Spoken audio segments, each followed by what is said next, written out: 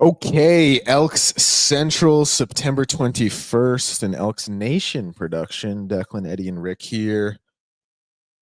And it's over. Unfortunately, it's over. Now, mathematically, 9-9 might get you there, but I think the writing is kind of on the wall that this team probably is not going 4-0 in their last 4 games against the likes of Saskatchewan and Calgary and Winnipeg and BC. We'll obviously break this one down. Lots you can point to, but I think this is the game. There have been games so far this season where we've pointed to personnel issues, we've pointed to individual responsibilities, but this game for me was one of the first games, and I know we've had problem with some of the offensive and defensive play calling, but this was the first game for me that really kind of came down to the coaching and just some questionable decisions. And I think that's where you hang your hat on this one. I'm looking forward to this because I want to know where you're coming at. But yeah, you're right. To kick things off in the introduction, it's curtains, fellas. Yep. I know Rick's back there. Rick's tough, slimmer of hope. I know you mathematically use what is that still, but you watch that Winnipeg game. That Winnipeg team could easily go 0-4 the rest of the go. It's the fact that we need to win. What do you have? 4 games left, all 4 in the West. We need to beat Winnipeg, obviously, and then I think we need to win 2 out of our 3. A hungry Sask on deck too. Yep. Yeah, it's tough. And how it has gone down the past 2 weeks, right? Heartbreakers, and these were 2 games on the road out east that, we said if they swept, imagine the crowd. Even if they split, imagine the crowd coming back home against Sask. It'll still be a juicy crowd, right? But it's not a crowd that's pushing for playoffs anymore. It's tough. Two back-to-back walk-offs. It certainly seems like there's a lot less to play for. Like I think Hamilton and Toronto were the 2 most winnable games of the 6 they had left following the Calgary rematch. And if you win those 2, like all of a sudden you're a 7-7 team and the vibes are high and you have a bit of a get back against Saskatchewan at home. But now it just seems like it's over. And the Toronto game, you really feel like you gave that one away. This one, Hamilton, again, they kicked that walk-off field goal, but it felt like Hamilton earned this one a little bit more than Toronto did. And I don't want to disrespect Toronto because they still went down the field. Jared Diggy came in and he put that drive together and got it. But this one felt like it just felt like you just lost. Well, Toronto, you had 6 turnovers too, right? Yeah, exactly. Like that's another thing. And you won the turnover. You're tricking. Yeah. You won the turnover battle in this one. And let's start with the good. What was the turnover battle? 2-0 for Edmonton? 2-0. 2-0 for Edmonton in this one. So nothing overly crazy. Definitely not 6-1, but you won the battle. You're 1 of 3 in the red zone. Okay. As far as like the goods go, I think some of the things that we had needed to see get shored up throughout the season defensively got shored up, but then it just becomes an issue of like, but you're just still not good enough. You know what I mean? And it seems really vague and really broad, but it just like the minor improvements we wanted to see happen. I think generally speaking, and in large quantities, but it's still, even when we see those improvements, then there's something else that kind of takes you out of it. And that's kind of been the story of the Elks team. And one thing we've said a lot is like, hey, if every, position group and if every player kind of plays to their top capability, this can be a team that's really something. That hasn't really happened throughout the season. And even when things do marginally get better and when things do improve and when you have kind of a rotating cast of guys on defense. There you go. Thank you. And when you got backups coming in playing well, yes, it's just there's always something else that keeps you down. Yeah, you're absolutely right. And hey, look, no moral victories anywhere. An L is an L. Yep. But if we look at this thing from 30,000 feet, outside of the new coaching staff, all the new faces, man, top to bottom, each unit of this defense has been severely affected by injuries. Yep. And yet they're still actually coming together, learning and playing better defense than they did when they had the healthy bodies to begin the year for the first 6 weeks. Yep. So you have to look at that and take it all with a grain of salt, because at the end of the day, this is pretty much backups across the board, except for a couple of corners and whatnot. Yep. And they're playing some pretty good defense and have been playing some pretty good defense. Yeah, Jalen Williams came in his first CFL game in this one. He was playing half. I thought it was a little weird how they divvied up their secondary. They sent Cordell back to safety, brought Jalen Williams in at that halfback spot, and then they kept Kenny Logan as the backup Sam. I thought, with Royce out, they would have kept Cordell at half, which I think he's played very well in and been very aggressive in. And he played well at safety as well. Like, he's a good player. He's going to get his. But I just would have loved to see Kenny Logan. I thought a much stronger secondary. Like, no disrespect to Jalen Williams, who he gave up a couple in coverage. He gave up a couple in zone. Gave up a couple in man. Could have played better.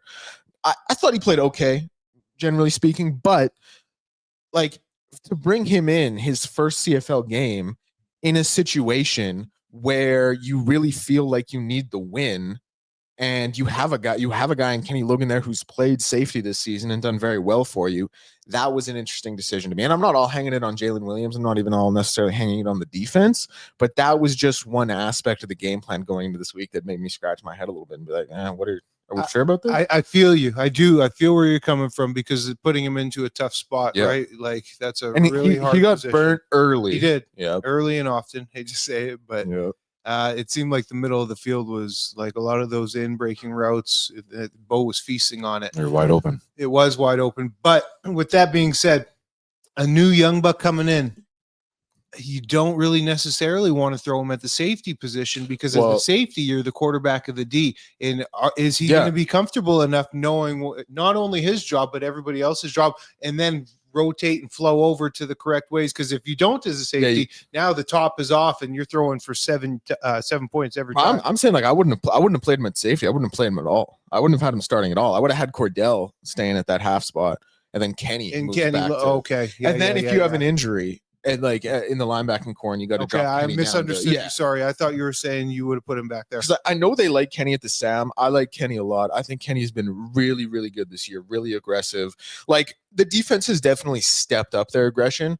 But for however many games this season, when we were talking about them not being aggressive, Kenny was always the guy who would be aggressive. You're right. I've loved his game. I understand you want him, in the linebacking core if there's an injury, but you still could have done that. And you could have had Jalen there, move him to half, slide Cordell over to safe. Like, it was just to come in, because this game, I don't know where you guys came out on this one, but for me, this felt like the first real must-win game of the season.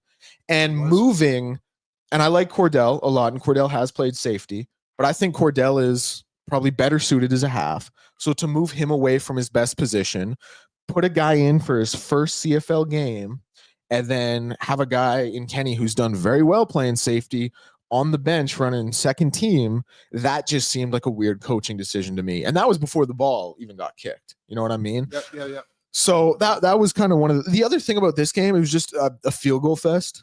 Just 9 field goals. It felt like every 5 minutes I would look up and the team was kicking a field goal. To me, that's always got to finish drives, right?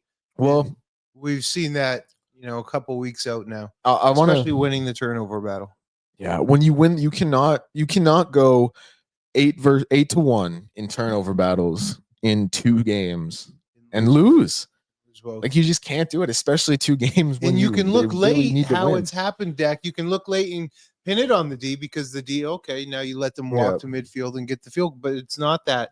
If you're throughout the game, if you're getting these extra possessions, you got to make them count. 3s are never going to win it. You mean hold on to the ball in the end zone, just like the last time we played Hamilton? Touche.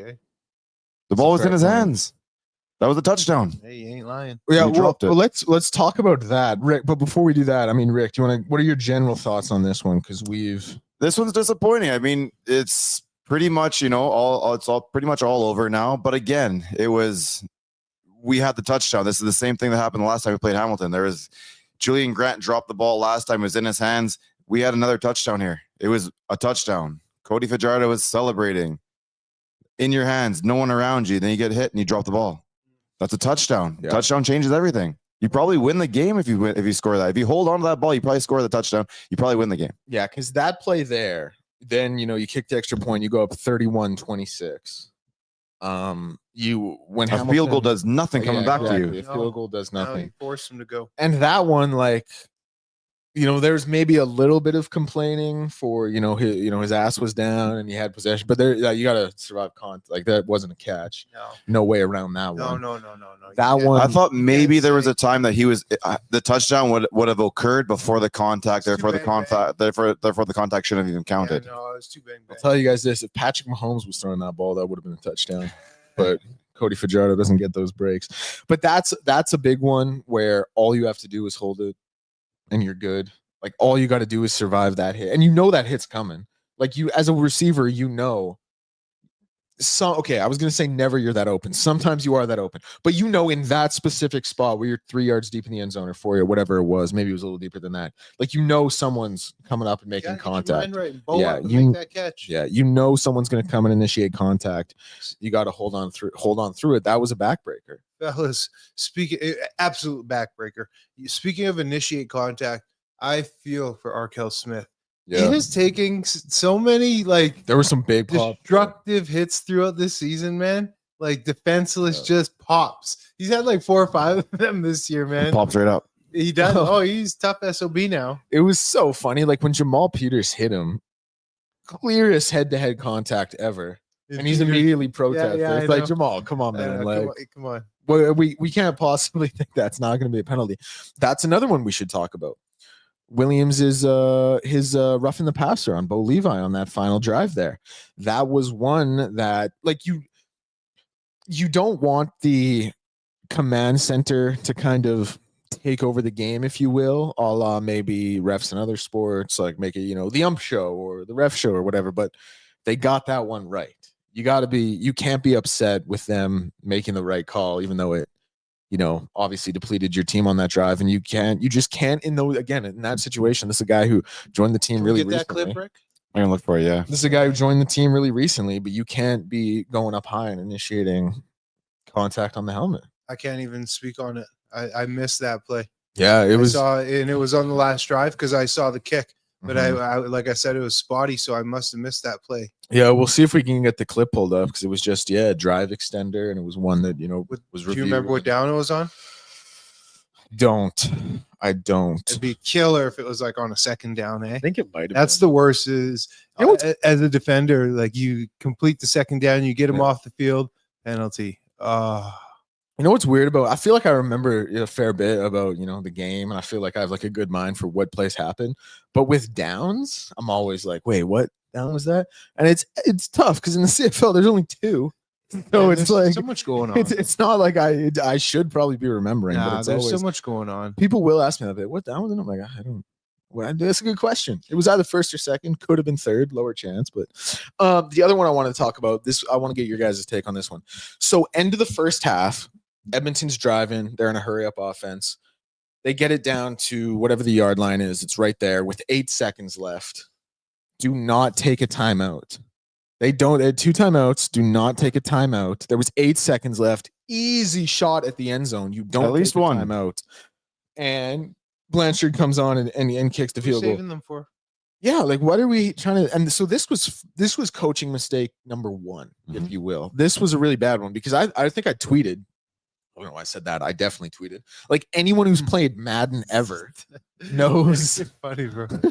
Anyone who's played Madden ever knows this is a spot where you take a timeout. 100%. You had them. You had 2 timeouts. Yes. Take a shot, man. Take a timeout. You can take a shot across the middle everywhere. You honestly, with 8 seconds in the CFL, you could have taken 2. You could have taken 2. One. How far out were they? They were inside the 10. Yeah, they were deep in the zone. Yeah. And it was funny because I forget who made the catch on that play. I think it may have been Kaon, possibly Curley, but they're running back to the line. They're running hurry up, thinking let's go here. Let's get back to the line. Poor management. Horrible. You just talked about this. What are coaches saving him for? You can't take them home.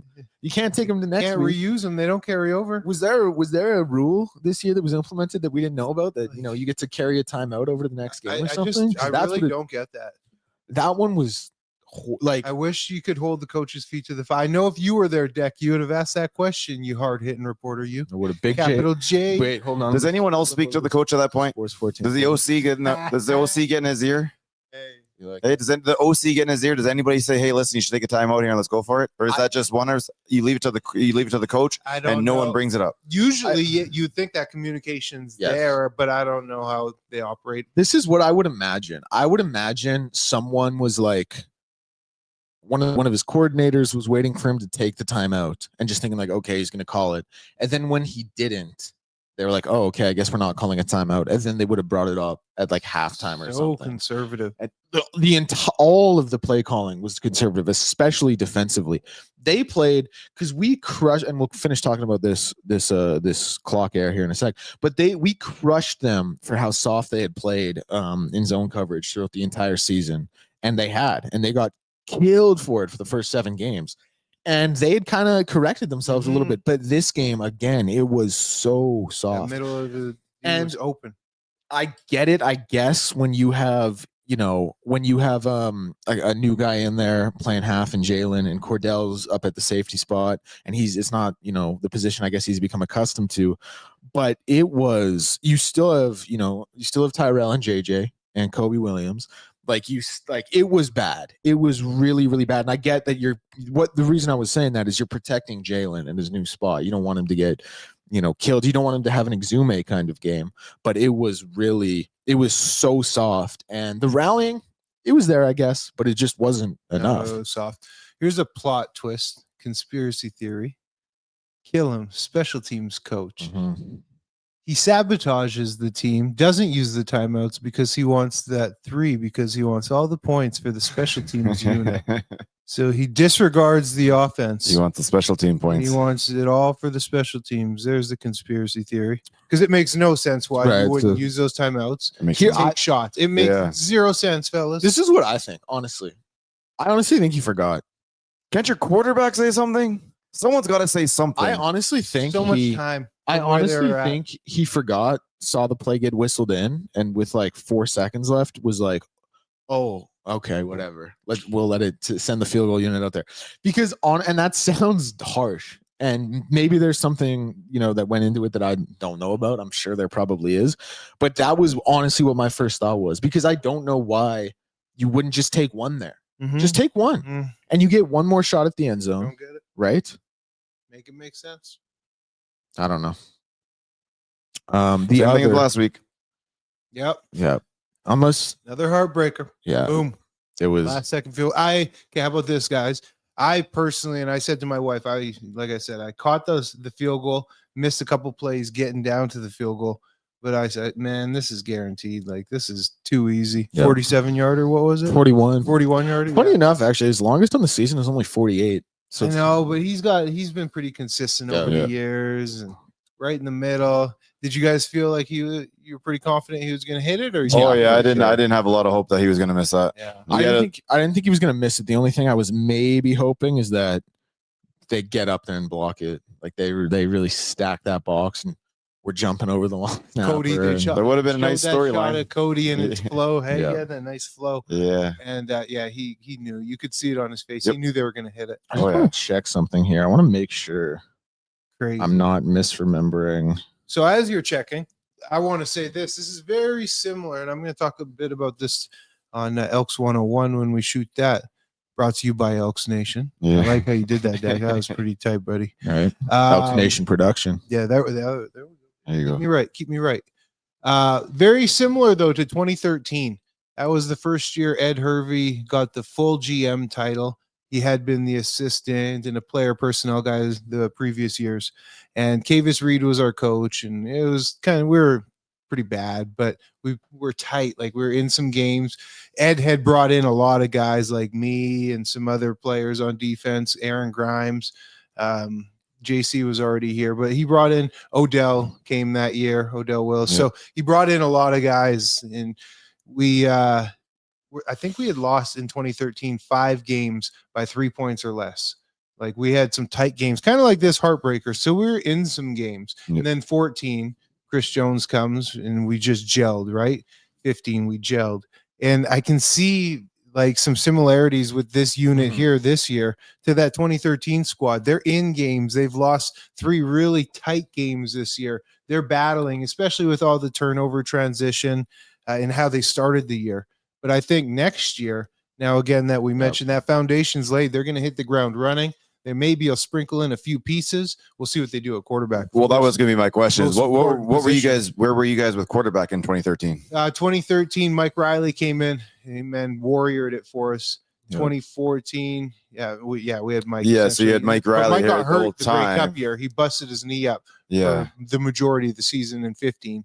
But yeah, we had Mike the whole time. You're right. yeah, that would be a That nice. was, that'd be a nice addition to have a You're Mike absolutely O'Reilly right. here That's, right now. that's an X factor. Yeah, But Ed Hervey found Mike and gave Mike the opportunity. Mike was a third stringer in BC and just gave him the starting. Well, I mean, he battled, but gave him the opportunity out of nowhere. I didn't know Mike was going to be what he was. So Ed can find talent. 100%. Hopefully he can do it again because we'll see what they do at QB position. Yeah. One more thing, at least on the clock management of the game, before we touch on that, because that is an interesting topic. I do want to talk about it because I feel like we're another house divided here a little bit. But end of game, 3rd and 2 from Hamilton's 52, minute 46 left, and you punt it back to Hamilton, and all they have to do is come down and get into field goal range. Listen, I get the conventional wisdom of not wanting to go for it there, because if you turn it over, Hamilton's kind of immediately in field goal range. But here's the thing. If you turn it over and Hamilton scores, whether it be a touchdown or a field goal, there's probably still enough time for you to get the ball back and go do something offensively. And if you get the first down on that 3rd and 2, and here were the plays before that 3rd and 2. 4-yard run for Justin Rankin and a 4-yard completion to Keon Julian Graham. So you had just chipped away at them. All you had to do was get 2 more yards. And again, with the clock in the CFL, maybe a first down doesn't truly ice it there.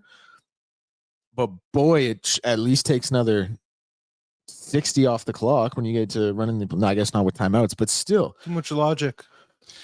It's a really interesting way of looking at it, though, right? Because normally in football, you kick the ball back, you put your defense out there because you don't want to give up the points or you don't want to put them in scoring position. But because the clock is so slow in the last 3 minutes in the CFL, maybe it is beneficial to go for it there. And if worst case scenario, they get the ball back, stop them too, they kick it, you have a lot more time. Yeah, that's a great point. I don't know how you don't go for it there. I don't know. Yeah, I don't know how you punt it there, honestly. Because even if you get stopped on downs. There's enough time that because Hamilton is pretty much going to be, what are they going to be? They're on their own 52.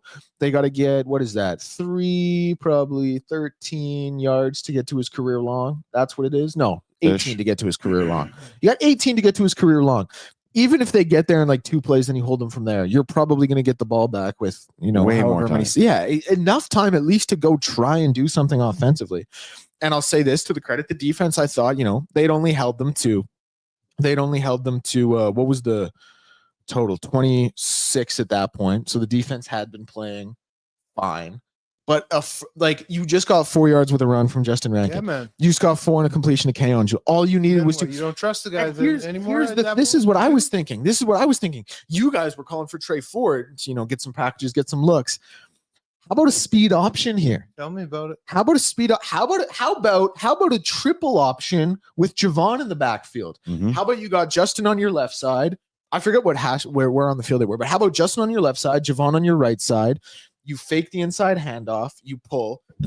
Justin leaks behind, and then you're running that speed option. Bro, I've been saying that. Literally. Been saying it. Yeah. You could run a bunch set for blocking, or if you want to trust the athletes. Or just a quarterback option. Yeah. Just snap it to Trey in the gun and have blockers flow out in front and pick a hole. Spring one. And here's the thing. Even if you don't want to go with Trey and put in like some type of option package there, Justin should be able to get 2 yards.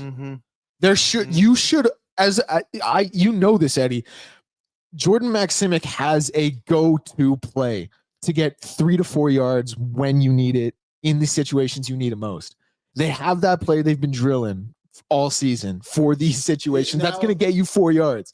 Go to it there. Is this on Killam now? Is this on Killam and his conservatism? That's what I was going to say. This is kind of second issue for coaching with me. The first one, obviously the clock management there at end of the first half, and not going for it here.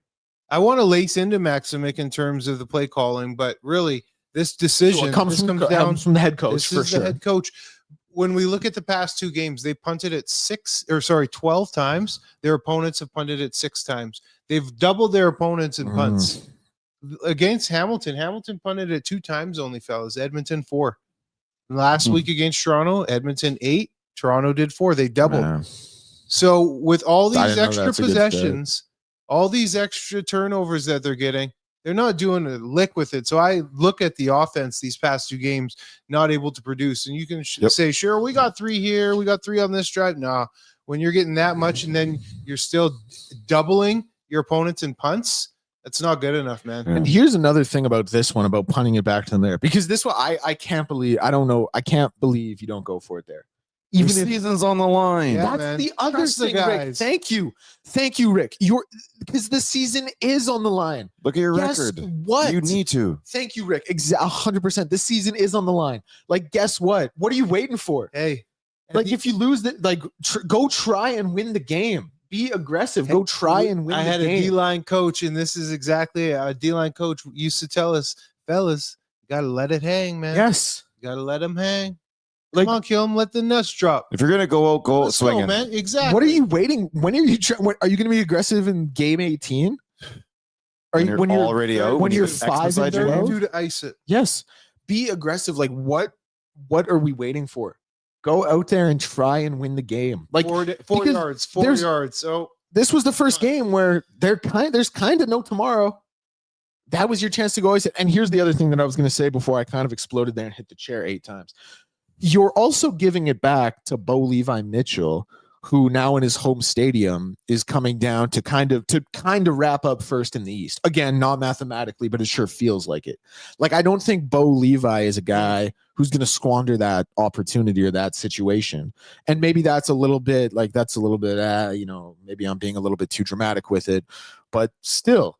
And the ref and the passer helped, but I don't know how you don't go for it there. you don't cross that bridge though till you punt it to the first. You punt it first without going on 3rd and 2. Would you guys have? Begins. Because I pretty much just yelled, "How do you not do that?" For 5 minutes. No, I think Would you guys have gone for it there? Yes. Yeah. They're 1 yard off the ball. Now all of a sudden you only need 1 Or yard. just look at the trend in football, just NFL, CFL. You got to be aggressive and go for it in these moments. And probably if the TSN was as tech savvy as they could be, like they'd probably pull up the probability like you'd see in Monday Night Football. Like, what would it be? 64% chance success rate. Oh yeah, You know I'm what I sure mean? the analytics went. Season's on the line. Yeah. You got to go for it. When you're talking analytics, you got lot of nerds were mad with the punt on that one. And the other, I'm just thinking about all the plays you could have run in that situation. And they're not terribly bad at short yardage anymore. At the very beginning of the season, yeah, they were terrible at short yardage. They're not anymore. They've figured it out, whatever the hell it is. Go for it. The season's on the line. Do it for every player you have in that room. They deserve the opportunity to go out there and try 2 yards to keep their season going. That's exactly it, Rick. Like, this is you're not really playing. Like, you need dubs. Yes. You're not really like a consolation. You've got 9 L's this season. What 4 are ones we point to and say, hey, they should have won that one. Mm-hmm. But we talked about this a lot. They're still L's. Like, what? So we're just looking for the 4th. We played them tough. Should have been there. Like, you have to go play for the win. You knew Winnipeg have to won. play for the You win. had to win. If Winnipeg played after you, sure, maybe there's an ounce of we didn't want to, It's a great point, Rick. make Ottawa or make Winnipeg win or something like that. Winnipeg won already. You knew you had to win. You had to match their win. Go for it. What are you waiting for? Why are you not going? Like, it makes 0 sense. It's a great point, Rick. The team That's a probably great hates point. us, man. don't- We're so negative, but real. It's I the bet real. there are a lot of guys on that team who are like, wait, we're punting it here. No, I it's think the they real, probably man. agree with us. It's the And real. Five. Why would Five's got to be pissed? It's the real. And I get the conventional wisdom of trust your defense. That's, kind of the, like I said, conventional way, old school way of thinking. And the defense had, played well. But I just think, you look at that situation specifically, you're giving it back to Bo Levi, who's been the best quarterback in the CFL for however many years, or one of. So on your list, this is number 2. Yeah. Flagrants. What other flagrants are there? Those were the 2 Was clock there any other management flagrants in the issues second I half? really had. because that's 2 in the first already. What other flagrants in the second? I mean, I'll go This back one, for the yeah. the ball in the end zone. This one, yeah. Is there anything else though previously leading up to this? I don't think so. No. Drop in the end zone, you would want that. No, I'm for thinking sure. coaching though. Oh No, yeah, coaching. I'm No, thinking these were coaching these were the flagrants. 2 that really stuck out to me because these were 2 big ones. Yeah. Mhm. Noticeable. 100%. I mean, there is something to be said about a young coach and having to learn as he goes. And I guess that's but there's other guys on that sideline. There has to be someone that gets in his ear, go, timeout. Come on, we can go 2 yards. We got to go for Cody Fajardo's got to be losing his mind. Yeah. Why is Rankin not? Rankin's got to be pissed. That's what I was going to kill him earlier too. Like, so you take the good with the bad. Yeah, because we 100%. praised him for Yeah. good decisions and trusting his players. I do really like Coach Killen. Of course, I like, Oh, yeah. Coach. It's not yeah, this great is leader not of like men, anything yeah. on him, but It's a two learning two experience. options there that I didn't really agree with. Yeah, that's exactly it, Rick. Like I do like Coach Killen. He goes to battle for his guys. He's intense. He cares. I like him as a coach. I think he's a good coach. This was not his finest hour. One thing that's really confusing to me is like there's so many guys on the headset, so many coaches involved, NFL, CFL as well. How are some of these coaches just making such egregious errors like the timeouts and those types of clock mismanagement errors that you'll see like week in, week out in both leagues? How are they not communicating with their guys and like, having their guys up in the sky in the box being like, coach, you got this, or coach, this is happening? I just don't understand it. Like It's a good question. how these in such high paid environments and just high attention to detail environments, these details can, go missed or you make sure mismanaged. your players are ready for any type of thing on the field, right? The coaches have to be in the same spot. Yeah. But they have so many helpers. That's my thing. Is like it's not It's all on be. one guy on the field because that's a lot. It's overwhelming if sure. you're responsible for all the guys and all the men, but you have all the support around you. How does it happen? The other thing, could be that we haven't talked about is, someone gets in his ear and says, "Hey, do this," and he just overrules them. Says no. Alec, that's a Chris Jones style right there. He was big on that. Oh yeah. Yeah. Shut the fuck up. I'm running my play. Yeah. It sounds like it's like he's here with us. Yeah. It's like he's nerding with us. But I don't know. That's part of it. All right. Do we want to get to these clips? Yeah, let's do it. Do you guys have anything else? No. Let's get to these clips. We'll start it off with something positive. Yeah. Is this Justin's touchdown? Yes, it is. Yeah. This Out of one. nowhere. Out on what was it? Second and huge too. Second and 23. Second and 23. Run the screen to get a little more room for your punters. Nobody got the finger on him. I mentioned this on the Krueger show here on Friday. We're talking about the offensive linemen and the bodies that they have. And they're not like maulers where they're just going to move guys right in front of them. I talk about displacing bodies. They're more athletic type, like David Beard, Mark Horty, just the way they are, a little bit slimmer and more svelte for O linemen. So you got to get them out in space. If we're thinking NFL, I hate to reference NFL, but it resonates with people. We just saw Miami Dolphins play on Thursday night. So some recency. They're not going to move bodies, but you get them in space, they can go and track down linebackers, make blocks. Baltimore Ravens, now they're going to pound you and they're going to move you 4 yards backwards, play after play after play. So there's a different style.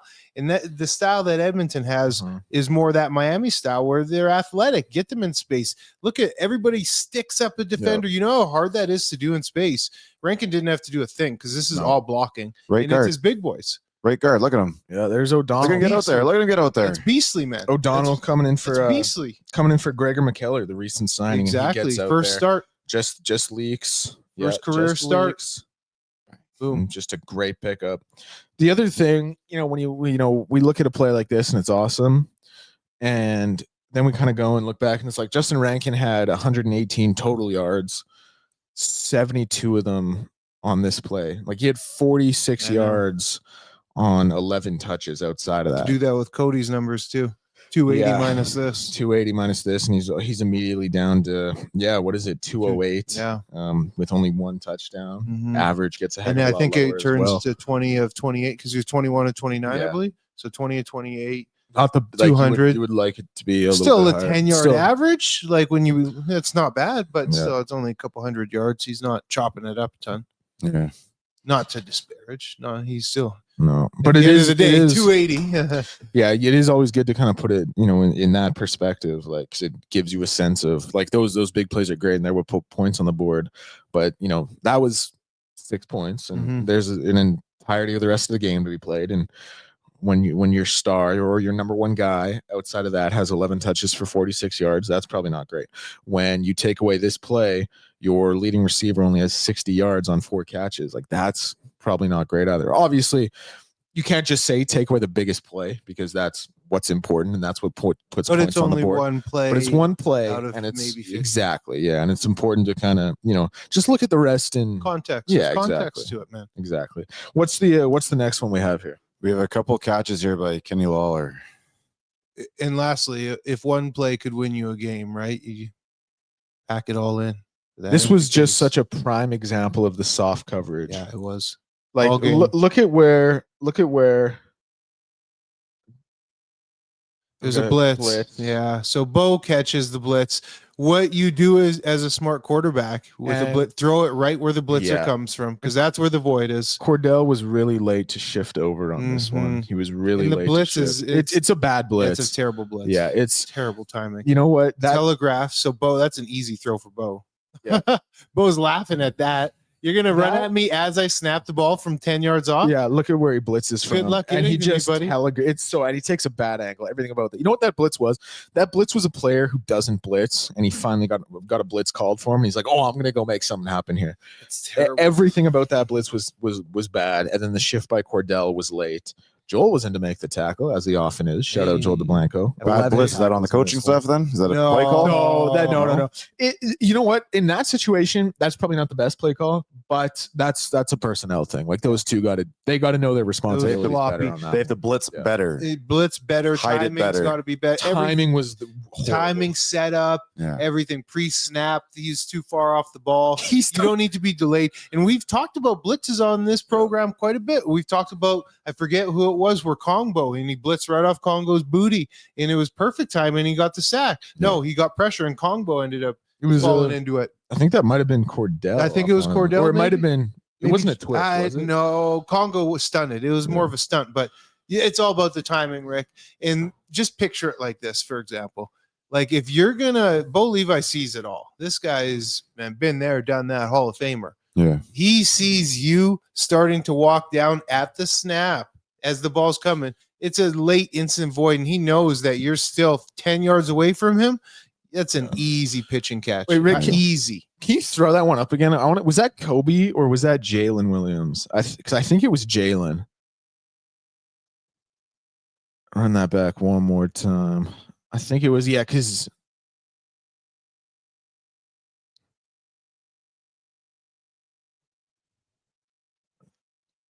I think it was Jalen. So that's another thing. Like you got a guy who's making his first start now, coming into Timing just off. yeah, just bad timing on that one. All right, what's the We have next one? another catch by Kenny. Let's take a look at this bad boy. Headed to the middle of the field.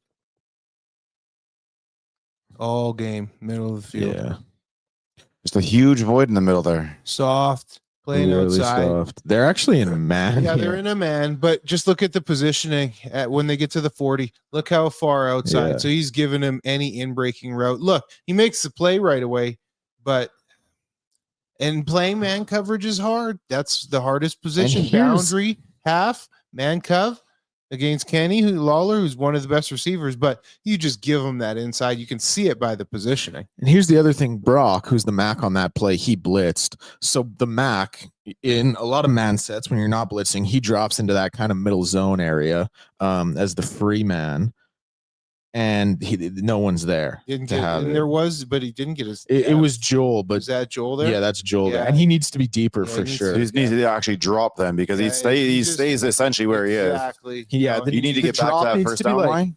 Yeah, it needs to be like it's 5 or gotta 6 be like yards deeper. Exactly. He needs to go like seven Yeah, down the hash. If he's Dude, he seven was- down the hash, man, he might pick that sucker now. And your first step as a linebacker is always forward, but he keeps going forward as the play starts. Like as soon as you see it's pass, you got to get into your zone drop. If he takes the proper drop there, man, He there's makes no the reason yeah. he needs to be up there spying. He's not spying Bo Levi. If he makes the That's- proper drop, that man, ball's that's probably ball not is thrown. his. Yeah. or it's his exactly.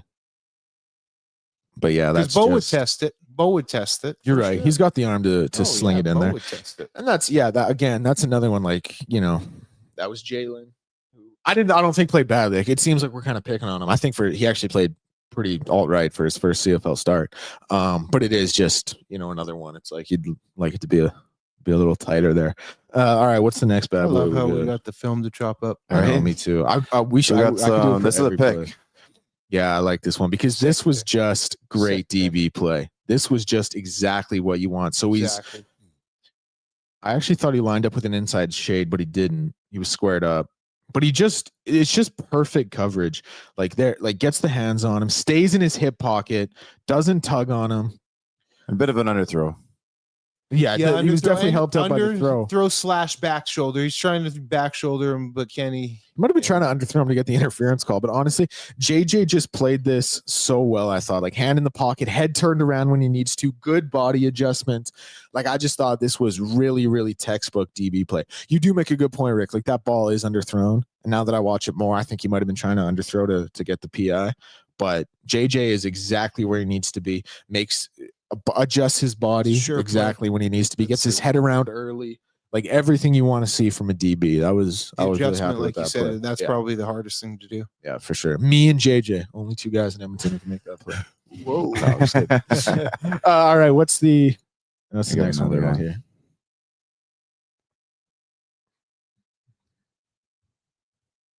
Oh, there it is. There's the broadcast. So yeah, angle. let's see. What are we thinking here with the ball? What's the throw?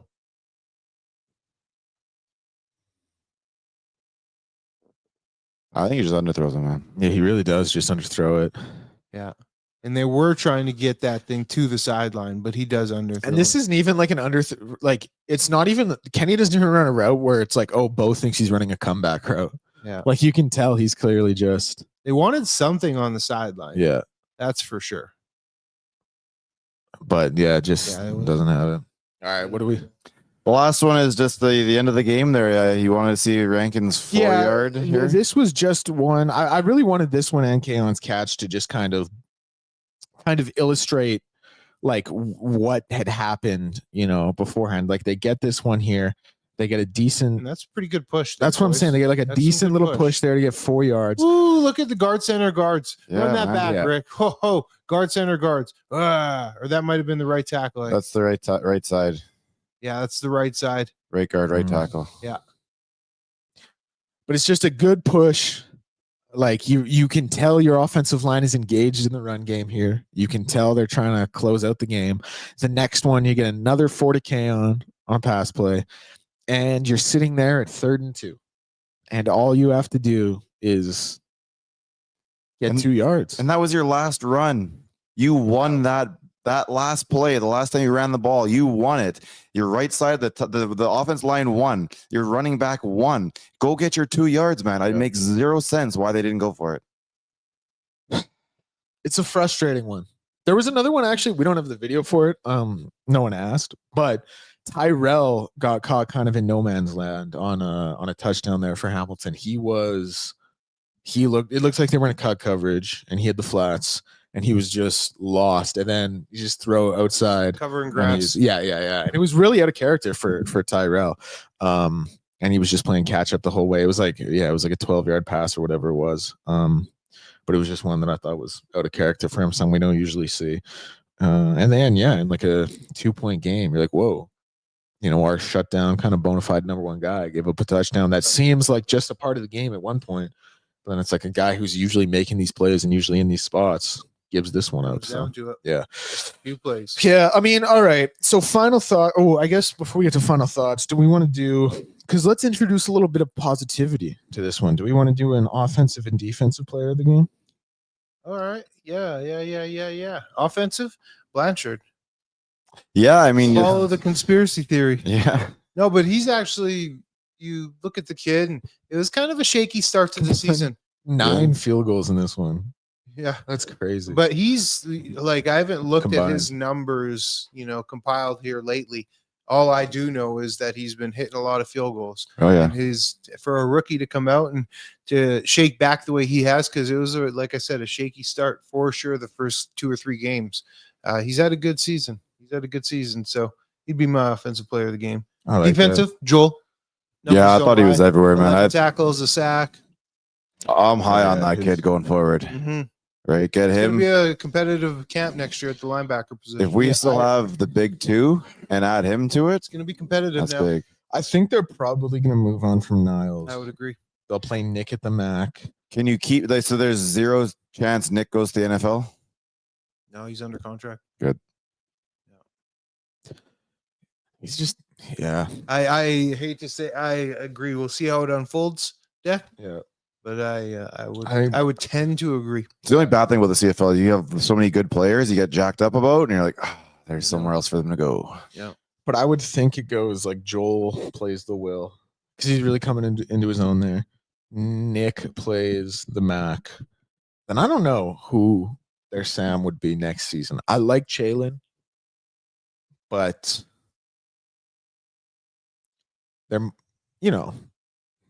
there's a better Sam out there. Yeah. There'll be competition. Yeah. There'll be competition. Yeah. Yeah. By the way, Vincent Blanchard, 30 of 36 on field goals this year, 30 of 31 on converts. It's impressive. Fun little stat. What's that equate to percentage? 30 of 36? 83.3. 83.3, just like that? Mhm. I need the fact check on that. Wait, hold on. I'll show you it right there. Prop computer work for once. Just a prop. Yeah, it's not, eh? Okay. I like the show with him on. 83 is not amazing, but still, for the young guy, he's bounced back because he He had a shaky start. He did. He did. Rick, who do you got for offensive defensive player of the game? Offense, I'm just going to give it to the offensive line. That's kind of what we focused on for the last couple of games, and I thought they had a bounce back here. They did a great job on the Rankin touchdown there. Didn't get touched. That 4 yards we just watched another thing where the offensive line, they won their battle. They did exactly what you wanted to. So at the end of the day, it's an L, but I think the offensive line bounced back, stepped up, and did pretty much everything you wanted them to do. Okay. Defensively, I do like the kid. I do like the Blanco. I think KJ was out there everywhere. It's almost the same names every game, which is kind of a good thing. You've got the consistency of some of the best players. Yep. I would like to see a little more out of Kenny Logan. I mean, in terms of being offered the opportunity to do something, because we do know what he can do, and I think he is a player on the field. Let's get him out there and do some things. But we'll give it to Blanco for this one. Yeah, I'd like to see Kenny get some more field time as well. I'm going defensive. It's tough not to double-digit tackles is hard to do. 11. It's hard to get double-digit Boy, tackles. getting up there in a few games now. Yeah, he is. Mhm. And you add on he's a first overall pick, man. This is what there's it's some kind of pedigree should there. be. Cincinnati, Sure. That Cincinnati team that went to the college football playoff there's some pedigree. beat Notre Dame in Notre Dame that season. Man, we talk about this every time. Who is their QB? It was Desmond Ritter. That's right. Yeah. Falcons, Cardinals, Yeah, Bengals, legend Desmond Ritter. But yeah, 11. The sack on the delayed blitz was great too. I thought he made that was a really, really well executed blitz. That delayed blitz there that he got the sack. He just came up untouched, and Bo just sometimes as a quarterback you just know but he didn't let him out of his hands. That's one of those ones where he came in there with speed, right? Yeah. And I was like, oh no, this is one of the ones where you get in there and then the quarterback somehow just gives a little shimmy and he's out of the hand. So the fact he was able to hold on to him was big for me. Yeah, it's when you're coming in that hot and that fast with that free of a lane, sometimes it's easy to not break down and miss. Got to get off the speed button. You got to get off that button. Yeah. He's Joel's kind of like your typical meathead linebacker, right? Yeah. Like he's got get there as fast as I with can. all due respect, I love it. Gets up, always jacking. I love that. You want those, man. Those are sure. football players. I love that. I ate double team so that sucker JC could fly around and make those plays. It gets a guy fired up, man. Yeah. I just love seeing it because it's a football player. Yeah, exactly. There we go. That's how you win, man. You need a player. Let's go find 52 more of those. There it is, Rick. I love that, man. You know what, man? I love your show. I wasn't going to do it, but I'm going to do Blanchard as well. 4 for 4 on field goals. Had the 2 extra points. That's 14 points right there. Man. Now, I'll say this. There was definitely one situation I would love for him not to have been kicking a field goal on, or to love for the offense to still be out there, but he was in there and he made them all. Coach's choice. And I'll roll I with think it. he missed 2 in his first game. Yeah, He's Yeah, he 30 did. and 36. So those are pretty solid yeah, he numbers. did a really good bounce Pretty back. sure Considered you missed 2. I'm pretty sure he's had 2 games where he's missed 2 field goals. And they were early, I think.